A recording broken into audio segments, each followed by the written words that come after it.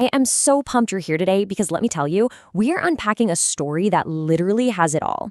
We're stepping right onto the pitch at Houston Stadium to break down a match that was an absolute emotional roller coaster. So let's dive right in. On one side, you have the pure, unbridled joy of the ultimate underdog, and on the other, the terrifying, ruthless efficiency of a footballing giant. This is a game that carved its name straight into the history books, and we're going to use the data and the timeline to see exactly how the whole thing unfolded. I mean, just think about the sheer absurdity of this matchup. On one side, you've got Germany, four-time world champions, a squad that is just overflowing with pedigree, history, and tactical mastery. And on the other side, Curaçao.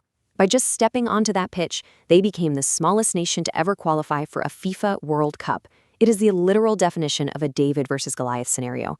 Honestly, you couldn't script a more extreme clash of footballing realities if you tried. All right, let's get into Section 1, the setup, the early lead.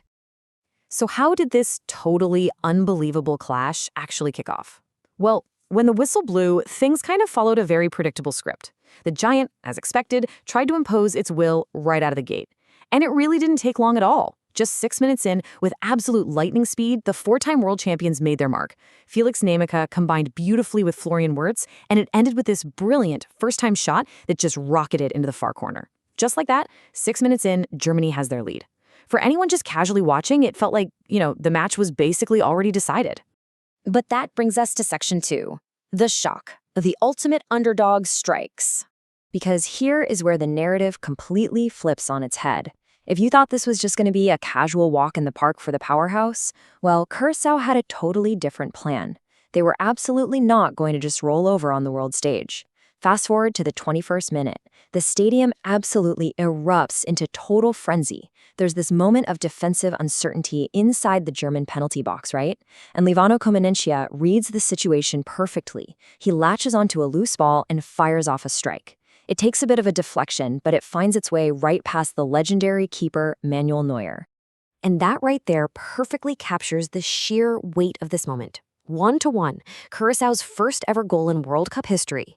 You just have to imagine the scenes, the beautiful, highly emotional celebrations just pouring out from the Caribbean side's fans in the stands. This wasn't just a goal, it was a massive, historic milestone. For that brief, shining moment, the smallest nation to ever qualify was standing toe-to-toe with the four-time champions. Incredible. Which leads us to Section 3, the awakening. Germany restores order. Now, you know what they say about poking the bear, right? It usually comes with consequences. And that historic shockwave, it basically acted as a giant alarm clock. That stunning equalizer completely woke up the absolute powerhouse inside Julian Nagelsmann's side, and they instantly shifted into a much higher gear, just relentlessly stretching Curaçao's defensive lines. Looking at the momentum shifts for the rest of the first half, we've got that early 6th-minute Nmecha strike, then the 21st-minute Comenencia equalizer. But by the 38th minute, Germany restores order. Nico Schlotterbeck meets a corner kick completely unmarked and powerfully heads it home.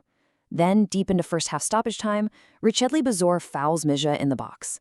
Kai Havertz steps right up to the penalty spot, calmly sends the keeper the wrong way, and just like that, they head into the tunnel with Germany sitting on a very comfortable 3-1 cushion. The underdog rebellion was, for the moment, quelled. Let's move to Section 4, the Onslaught, a second-half masterclass. Okay, so if the end of the first half was all about restoring order, the second half was about pure, total domination. Brace yourselves because we're about to shift pace here in the explainer to match this clinical, incredibly fast, and honestly terrifying response from Germany. Any lingering hopes of a miracle Caribbean comeback? Yeah, erased. Instantly. Literally 69 seconds after the second half whistle blew. Joshua Kimmich threads this perfectly incisive through ball, and Jamal Musiala is right there to sweep it flawlessly into the bottom corner. Within barely a minute of stepping back onto the pitch, Germany made their intentions crystal clear. No mercy. Just take a look at the spacing on this timeline. It captures a really merciless dismantling. Germany doesn't just score and then sit back to relax. No, they hunt. At 46 minutes, right after the restart, then again at 68, 78, and 88. It's like clockwork. Every 10 minutes in that final stretch, the German machine found the back of the net, giving absolutely zero breathing room to their opponents. So let's break down who was actually driving this timeline, because we get some fantastic mini-narratives here. In the 68th minute, you have 22-year-old left back Nathaniel Brown. He is out there celebrating his World Cup debut, and how does he cap it off? By scoring this beautifully composed volley. Then, exactly 10 minutes later, substitute Deniz Undav decides he wants to join the party, finishing off a stunningly smooth team setup with a close-range tap-in. It was just a total clinic in team cohesion and depth. And finally, hitting that 88th minute mark on our timeline, Kai Havertz returns to complete his brace. He just laces this super precise left-footed shot right into the net. That goal wrapped up the scoring for the evening, capping off a truly unyielding second-half masterclass.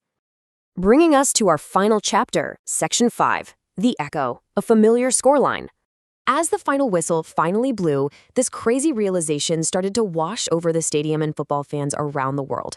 Because the numbers on that scoreboard weren't just about this one single game. They held a really striking historical parallel. So look at this final scoreline. Germany 7, Curaçao 1. If you follow international football at all, those numbers instantly send a shiver down your spine, don't they? It is an exact replica of Germany's famous earth-shattering 2014 semifinal destruction of Brazil. A whole decade later, that infamous scoreline echoed once again on the world stage, a permanent stamp of German footballing efficiency. Ultimately, this match leaves us looking at two very distinct yet perfectly true realities. On the one hand, Curaçao takes home a remarkably harsh lesson in tournament football. When you go up against the giants, mistakes are punished and mercy just doesn't exist. But on the other hand, they also take home an unforgettable, historic milestone. That 21st minute goal, that huge eruption of joy, that is something their fans are going to cherish forever. It's a permanent victory written right into their nation's sporting history, regardless of what the final whistle said. Which brings me to a final question I'd love for you to think about as we wrap up this explainer. Looking back at a match exactly like this one, is the true magic of the World Cup found in the absolute dominance of that final score, or does it live in those fleeting, electric moments of underdog glory? It's a really fascinating thought to chew on. Thank you so much for hanging out with me today as we broke down this incredible piece of sports history. Keep learning, keep questioning, and I'll see you in the next explainer.